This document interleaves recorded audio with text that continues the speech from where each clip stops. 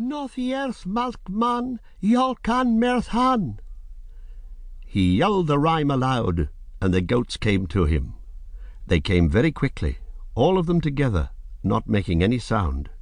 They looked at him out of the dark slot in their yellow eyes. Dooney laughed and shouted it out again, the rhyme that gave him power over the goats. They all came closer, crowding and pushing round him. All at once he felt afraid of their thick, ridged horns, and their strange eyes and their strange silence. He tried to get free of them and to run away.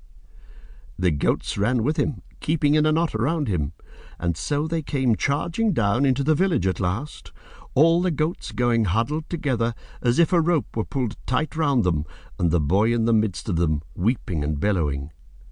Villagers ran from their houses to swear at the goats and laugh at the boy. Among them came the boy's aunt, who didn't laugh. She said a word to the goats, and the beasts began to bleat and browse and wander, freed from the spell. "Come with me," she said to Dooney.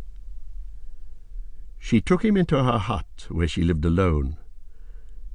She let no child enter there usually, and the children feared the place. It was low and dusky, windowless, fragrant with herbs that hung drying from the cross-pole of the roof, mint and moly and thyme, yarrow and rushwash and paramal, kingsfoil, clovenfoot, tansy and bay. There his aunt sat cross-legged by the fire-pit, and looking sidelong at the boy through the tangles of her black hair, she asked him what he had said to the goats, and if he knew what the rhyme was. When she found that he knew nothing, and yet had spellbound the goats to come to him and follow him, then she saw that he must have in him the makings of power.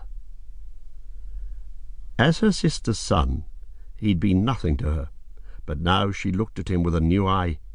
She praised him, and told him she might teach him rhymes he would like better, such as the word that makes a snail look out of its shell, or the name that calls a falcon down from the sky. "Aye, teach me that name," he said, being clear over the fright the goats had given him, and puffed up with her praise of his cleverness. The witch said to him, "You will not ever tell that word to the other children if I teach it to you?" "I promise."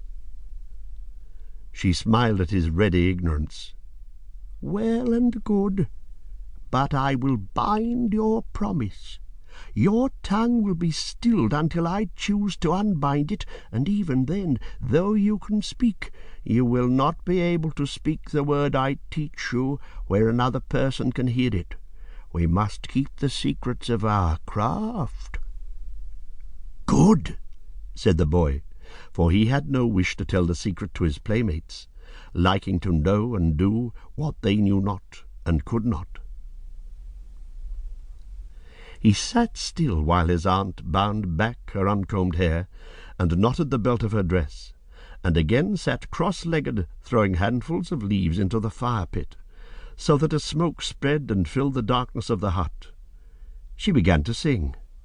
Her voice changed sometimes to low or high, as if another voice sang through her, and the singing went on until the boy didn't know if he waked or slept, and all the while the witch's old black dog that never barked sat by him with eyes red from the smoke. Then the witch spoke to Dooney in a tongue he didn't understand, and made him say with her certain rhymes and words until the enchantment came on him and held him still. "Speak," she said to test the spell. The boy couldn't speak, but he laughed.